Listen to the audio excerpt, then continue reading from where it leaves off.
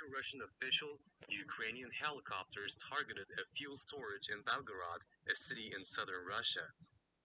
If true, it would be the first time Ukrainian forces have launched an offensive inside Russia since Vladimir Putin's invasion 5 weeks ago.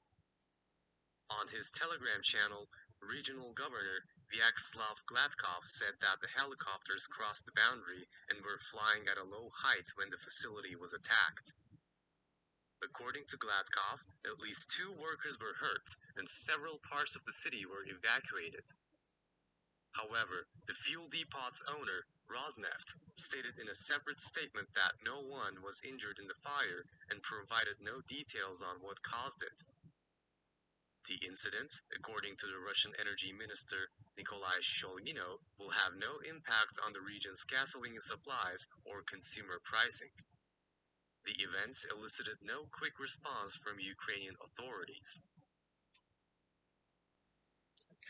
Yeah, so I can't stand motherfuckers that just want to go ahead and commit crimes against other motherfuckers. I cannot stand that shit. Ukraine has a natural right to defend itself, and other countries and people have a natural right to help Ukraine defend itself. So, a Russian official, this is incredible news. We're hearing that Ukraine is now bombing Belgorod. Belgorod is about 25 miles out of Ukraine. Well, shit, back in the day, Belgorod and Ukraine used to be one. So actually, Ukraine is trying to bring Belgorod into the fold. You know, back when we used to be one, when we were the Kievan Rus, which would mean that we were the Ukrainian Russians. Back when we were the Ukrainian Russians, that's when shit was doing good. When the center of power wasn't in Moscow, but it was in Kiev under the Ukrainian power. So this is the Ukrainians, just pulling the old switcheroo. They're putting, switching the tables on Russia. Russia's been bombing Lviv. Lviv is on the opposite side of Ukraine. This is just right on the border. So this is, I'm not going to say it's much ado about nothing because this is the first invasion of Ukraine into Russia. So that's fantastic. If somebody is sitting there beating the shit out of you, you beat the shit out of them. That's justice. That's eye for an eye at the very least, right? You got to stop the goddamn threat. You got to stop the goddamn threat. So apparently the governor of Belgorod governor, yeah, I'm sure that was a good election there. 2 Ukrainian military helicopters flew across the border at low altitude. Friday morning struck the fuel storage facility. Just happened this morning, April 1st, 2022. So they blew up a bunch of fuel, right? They said low altitude struck the fuel storage facility, setting millions of gallons of fuel on fire. And that seems to be the only, news, that seems to be the only damage. I'd like to emphasize that Ukraine is performing a defensive operation against the Russian aggression on the territory of Ukraine. Oleksandr Motozayanik, spokesman for Ukraine's defense ministry, said in a televised statement Friday. So there you go. They said that it was, they could not confirm that the helicopters were Ukrainian. It is in Belgorod near the Ukrainian border, so one would, assume, one would suspect. But it's the damaging of facilities. What, they blew up, some property. They blew up fuel and they blew up some. The Russians are killing fucking people and destroying, fuel depots over and over again. So the justification of this is totally crystal clear. If anything, this is David and Goliath. Goliath has been beating the shit out of David, and David finally got to, throw a damn rock out. 2 employees of the depot were injured in the fire, but their lives were not in danger.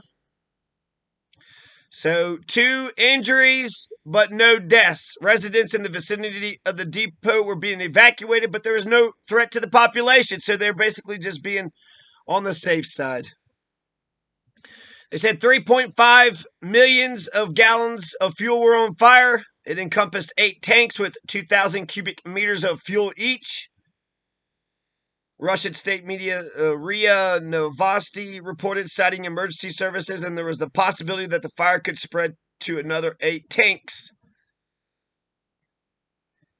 So, yeah, this is good. Ukraine has the right to defend itself. Russia is in Ukraine for this is day 37. Day 37. So for 37 days, Russia's been raping the shit out of Ukraine, and Ukraine is just now starting to fight back. Frankly, I would like to just see Russia just, withdraw and go the fuck back home, but they're not going to do what's right. They're not going to do what's good. They're going to have to be made to do what's right and good and proper. So they need to go back. But if they don't, then I think we should really consider taking Russia over. We need to occupy Russia and just, as a nation state, we don't need nation states to do this type of shit. Go around just killing fucking tens of thousands of people for no goddamn reason. Now you're getting your own goddamn gasoline. Your fuel storage units are being blown up. So this is killing a lot of Russians. It's killing the Russian, reputation. It's killing.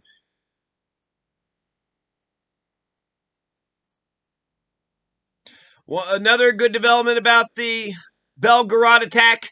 So they're able to destroy, over 3 million gallons of fuel.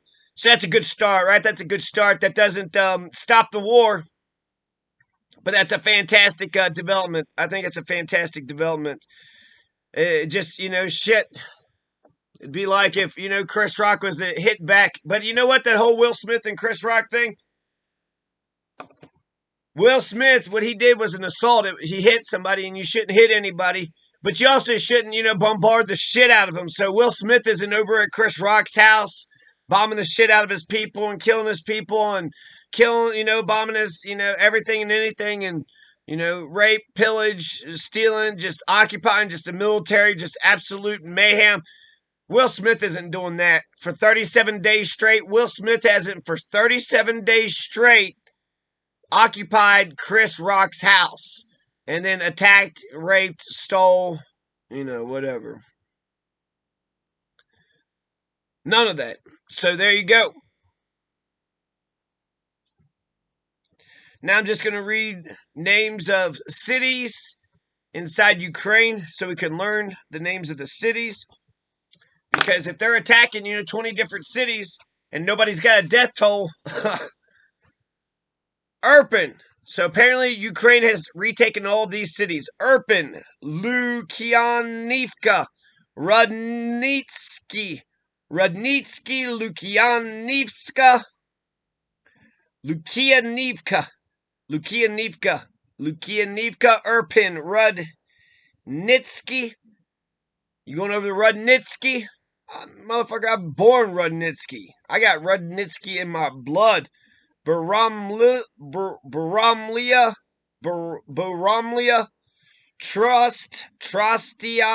Trostianets, Vilkivka,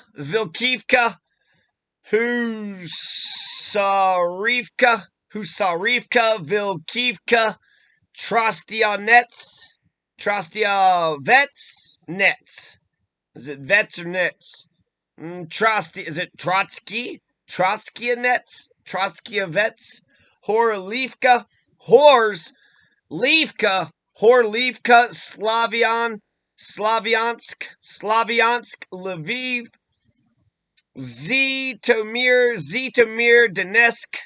We should try to take Donetsk back and Transnistria. They're invading. They're taking over. You can't stop a fucking rapist. A rapist is raping the shit out of Ukraine. That rapist needs to go to fucking jail, let alone, be out in society, let alone be a fucking nation state. Nah, no, you raped the shit out of Ukraine. You need to go to jail and pay for your goddamn crimes.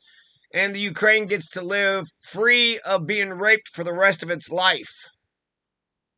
So we should think about retaking Crimea and those sections in Georgia, and we need to take Chechnya back too. We need to take Donetsk, Transnistria, Crimea, Georgia, and Chechnya.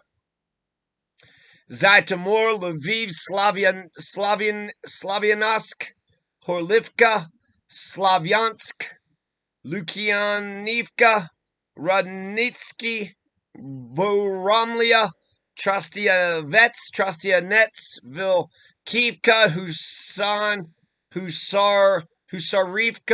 Husarivka, Kherson, Husarivka, Slavyansk, Horlivka, Zhytomyr, Lviv, Horlivka, Slavyansk, Slaviansk, Transnistria, Donetsk, Crimea, Georgia, Chechnya, Husarivka, Vilka, Vilkivka, Trostiovets, Retsbru. So good job, Ukraine. You might win this thing after all.